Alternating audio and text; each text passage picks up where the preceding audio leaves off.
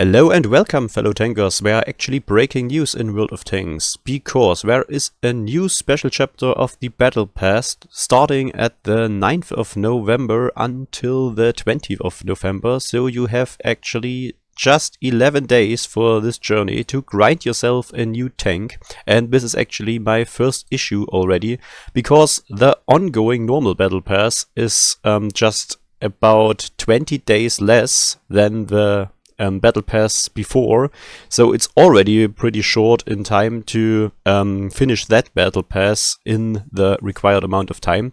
But we now decided to add another one, which you have to grind with the normal Battle Pass. So it's not going to be like you can do both of them at the same time. You have to decide for one, and if you didn't finish the normal one, you will have to grind this separately, and it's a very short amount of time. So you would have to finish around 3.6 chapters per day. If you are not having something special, like finishing a tank with some special Battle Pass points. So this is actually for a normal person or who is playing free-to-play, I think almost impossible if you're not spending, I guess, minimum 5 hours per day playing this for the next 11 days. And yeah, I think this is pretty shameless of Wargaming to just throw this up on us, but of course they want to make the money, so you have to buy the special stages. I think they will have separate stages you can buy with gold, so you can try to get some stages for gold if you want to, or if you have enough of it already. So I think it's possible to play around maybe 20 stages in 11 days. And maybe you can then decide to buy the next 20 stages with gold. But you have to buy anyway the Battle Pass for 3,500 gold to play this, or to get all the rewards, including the tank, or all the special rewards, to be precise. You have a chance to get those 3 crew members, but as far as I seen, you only get this one from the Battle Pass, and the other 2 are in those special packs you have to buy. So this is a little bit not true here. And we come, of course, to the tank, which is a German tank, Kpz 68. We will talk about this one a little bit later in this video.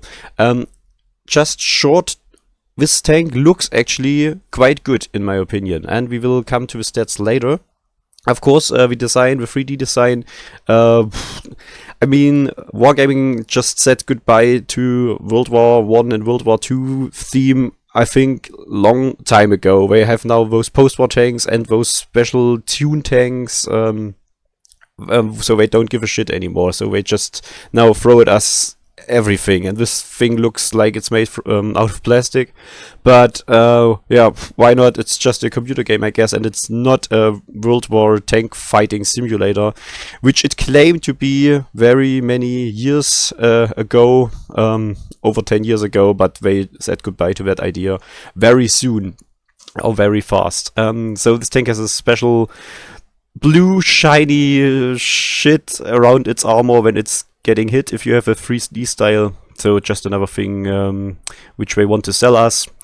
It's something new, I think. Yeah, why not? I don't have to have this, but I think that style, that 3D skin here, doesn't look that bad. I especially like the gun, which looks like a pencil. Very funny. So here are the rewards you can get if you grind this thing through without paying anything, which I think it's almost impossible. So some bonds, bounty equipment, you get the crew member, and 2D style and other stuff, which is not so important, I think, if you're playing this game for quite a long time. And here are the rewards if you buy the Battle Pass. The tank, of course, universal fragments. Actually, it's the same shit you get in every Battle Pass. So nice to have, but not extremely important. But as you can see, there are no other crew members here. It's just this one, and that was it. So here you see, check out the extras, which are not yet to be seen because nothing to click at. And if you check in the in-game store, you will find nothing. But you can a little bit foresee what's going on here. So you have to buy some stuff to get those two guys as well. And yeah, here's the soundtrack of that. Maybe you can play it in the background a little bit if that is working. Yeah, let's see. It's all about the old movie Dune. I think that was from 1980 something. I haven't seen it. It must be quite a good movie. But of course, this is all trying to get those people who are a little bit in their mid-age, I guess, who remember this movie and are a little bit nostalgic about it, and they have all jobs and money to buy this without a doubt. So this is like actually the audience who should be triggered here. And casual World of Tanks gamers, not so much, I think. So we check out the premium shop. You have to buy that Battle Pass for 3,500 gold, which is around 40 euros in my country. So it's not that much actually, but if you consider you have to buy several stages, it will get higher, I think. But if you pay for a tier 8 premium tank, around 20 to I think at most 30 euros, you will still have a okay deal if you're playing the game anyway, and don't have to waste your lifetime forcing yourself to do it. As you can see, the battle pass here, it's still the normal battle pass, so you can't buy anything right now. It will be available, I think, in 2 days when the special battle pass is starting. This is all from the old battle pass, and they just deleted the option that you can buy some special missions for getting more battle pass points. Not only for this battle pass, which is ending in 14 days, but if you would have been clever, I guess it would be possible to take those battle pass points for the new battle pass, which is coming now. So, but of course they didn't want us to be able to do this. So, as I said, I think it's a little bit shameless of Wargaming to announce this 2 days before it's starting and didn't give us any hints about this. And so you have mostly played all your tanks actually completely through the battle pass already, and you just have some crazy tanks now left. But of course, also it's a nice surprise if you're in for this, if you like clicking every day into the news of World of Tanks and let yourself surprise or see the surprises which they are holding for us. So I didn't see this coming at all. I thought the November would be quite calm and we just have Frontline going on. But talking about Frontline, it's also pretty shameless in my opinion that they now announce this some days after, or 1 day after they announced that Frontline is starting, or after Frontline was starting, because now you don't have a chance for the easy battle pass points of the first, I guess, 5 to 10 stages of Frontline, which they are like bonused with 20 battle pass points if you finish those stages. So of course they took this option for most of the players which played Frontline yesterday already to, I guess, stage 5 or 10. But you can get some battle pass points out of Frontline as well. But considering one round of battle pass of Frontline goes around half an hour, you have to play, I guess, in the higher stages around 1 hour for getting 2 times general and get 1 to 2 stages in Frontline. But you are able to get some battle pass stages with this. So maybe you can consider this if you like to play Frontline, like next to the normal games, and finish the normal missions for the battle pass points. Talking now about that crazy new tank. Yeah, it's somehow be created in the future, I guess. And let's just take a look at the stats which Wargaming is giving us here. So 400 alpha damage and 515 on the HE, which is pretty good. I guess this tank has a nice punch and it has a good penetration on the standard good penetration on the premium rounds, which will be heat, and 60 millimeters of high explosive penetration will do the trick for most of very lightly armored light tanks and tank destroyers. So speed-wise, it looks also pretty good. It has a decent top speed of 50 kilometers per hour. The question is, will it reach that speed? With dispersion, I think this is pretty good because you can lower it with equipment and stuff. I guess it will be under 0.29. So I think this tank will hit its shots, I hope, quite often. But of course you never know it because yeah, sometimes those stats are not what you will see in the game somehow.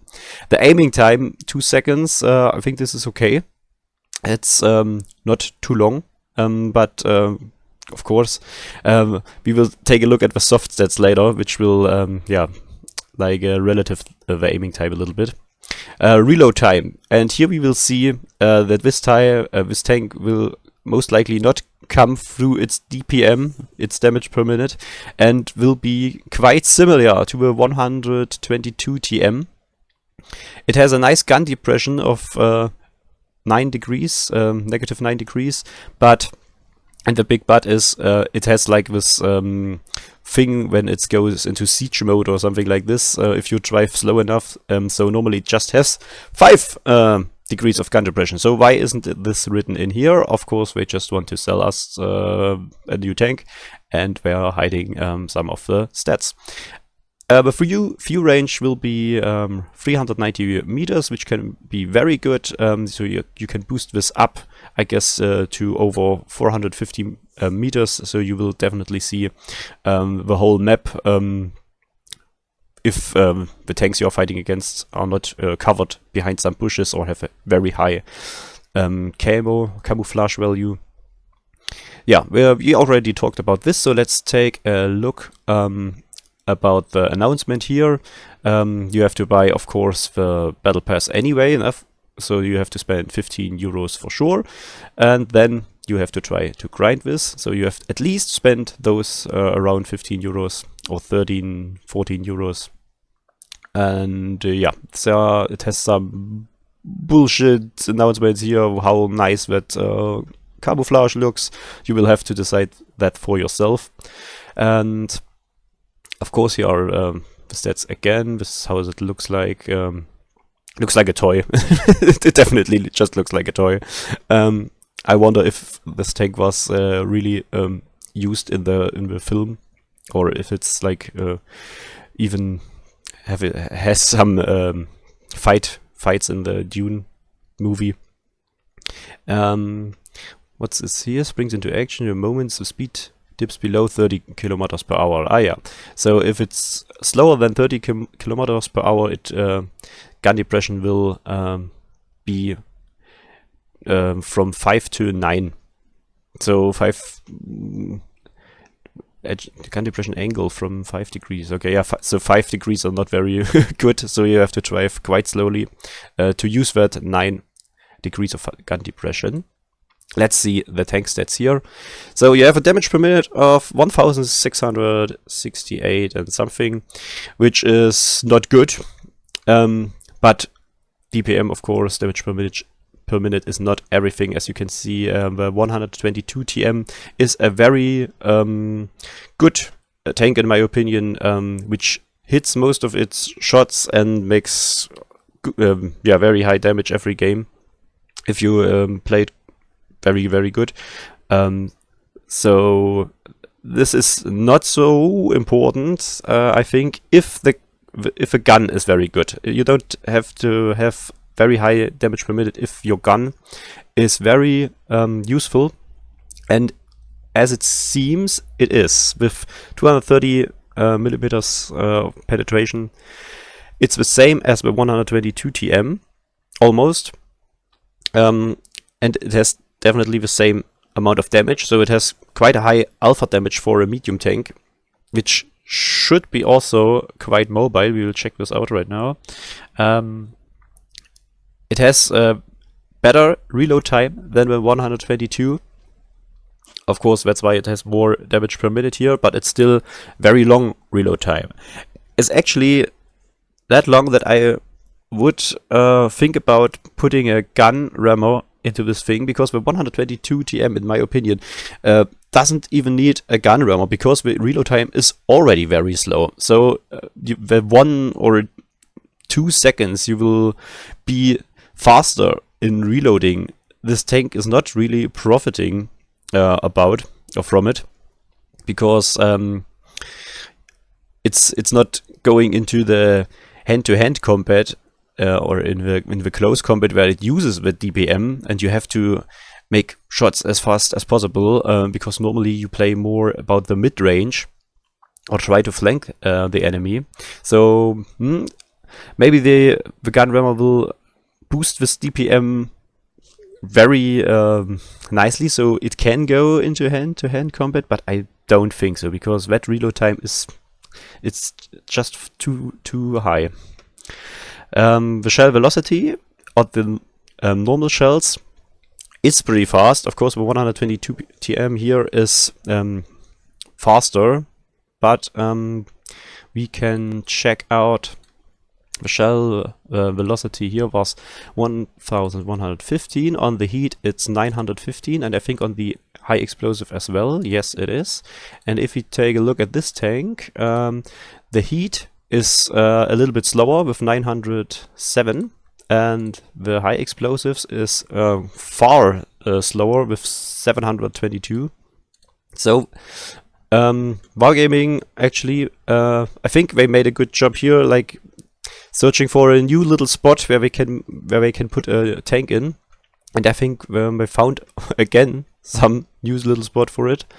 It has enough ammunition with that slow reload. I think 40 rounds are more than enough. So the aiming time is better than the 122 TM, but not by far. So as I remember, 122, it's aiming quite not long, but you know, it's not very fast. You have to take a little bit your time, and with this tank it will be mostly the same, maybe a little bit better. And now we come to the big problem, which are the offsets while moving. So this is the thing which Wargaming is not talking about, that it will bloom, the gun circle that will bloom, it will become bigger, wider when it's moving and it's turning. The problem is not the turret traverse. If a gun is standing still, you will have quite a good circle for the gun anyway. The 122 doesn't have a bad value on this either, and it will be even better than his Chinese counterpart here. But if it's moving, then it will be even worse than 122 TM. And I remember 122, if it's moving, you really have to take your time after that to get that gun to be precise again. So we will talk about this very shortly again, because I have seen a fun fact actually. The power to weight ratio is better than the 122 TM, so maybe it's not even necessary to put a turbo in this tank for most of the maps, because I think it's possible for this tank to reach its top speed of 50 kilometers per hour, which is where 122 doesn't always reach. It takes a while, and you need to drive a little bit like down to something. But this tank maybe is capable of have like a normal speed of 40 to 50 kilometers per hour. I think maybe that would be possible, but yeah, we haven't seen it in game, and that will be highly depending on the map as well, if you're driving on hard terrain or soft terrain, I think. So talking about the armor, we will take a precise look at this shortly, in short time. As you can see, the hull and the turret, they don't have any big armor. The 122 really lives from its very good turret armor, which can be played hull down. And this tank, if you see those numbers here, it's actually completely made out of paper. Everything will penetrate it. The hull, the turret, and with that weak armor, it should be very, very fast to drive away and make its shots very sneaky. But I think this armor will surprise you. The health, yeah, it's normal for a tier 8. 1300 is not very much, so you have to take care of yourself, definitely. You have to be very aware that the enemy can outplay you very good if you make big mistakes. So the camouflage, the 122 has actually a good camouflage. This tank here is a little bit lower, but it still will be possible to use the camouflage rating to play sneaky, not like a light tank, or I don't think it will be able to do any missions, any tasks of light tanks, but it can be still played stationary and be camouflaged pretty good. The fire chance is with 15% pretty low. 12%, of course, it's better, but I almost never catch fire under 20% fire chance tanks. So I don't think this is something you should be afraid of. So let's take a look. What did we want to talk about? Of course, I remember something. Just a second. We have to take here yes, that big thing. Maybe you know it. Kpz 176. The curse of every game when it's into it. Don't have to talk too much about it. It's far too overpowered, but it has something similar with the new medium tank from the Germans. It has the same. I can't. You will see it here. It has the same terrain resistance, actually. So I don't think it will behave completely the same into the same terrain, but I think it will struggle a little bit in soft terrain, like the heavy tanks. And the other important thing is, let's see, where are those? Here we go. This is the important thing. While moving and tank traverse, it has actually the same value. So if you have the Kpz 176, maybe you have a little feeling how this will behave in game. I don't have it. I don't know, but I think that's aim circle goes very wide at the Kpz. It has to take some time to aim, because while moving that thing gets a gigantic range where that bullet can fly to, and maybe it's exactly the same in this medium tank. So be maybe a little bit afraid of this, but yeah, let's see how it will perform in game. Okay, sorry guys for the hard cut, but that website wasn't working as intended. So let's take a look at the armor of this tank, and I think this will be quite surprising. You can see that turret is actually pretty hard to hit. The question is, will you be able to shoot through the gun mantlet here? Let's take the... No, not this one. Here. So I think with normal AP or APCR ammunition, you can shoot through this thing. But if you shoot heat, that will be all spaced armor, and that gun mantlet is so big that if it plays hull down against heat people who are shooting heat, then it has an advantage, I think. Of course not if it's getting hit here and penetrated here. But it also has like a heat protection in front of its normal hull. So it's around 20 millimeters. I think that's enough actually for most of the heat shells from tier 8 and even maybe tier 9. So actually this tank will be penetrated quite easily, I think, with AP ammunition, with standard ammunition, but not with gold ammunition, if it's heat. The sights, they are extremely weak, of course. We don't have to talk about the back of that tank. So it will have problems against high explosive shells, but they have to hit this tank first, and it looks like it's very like dense, like not high, you know.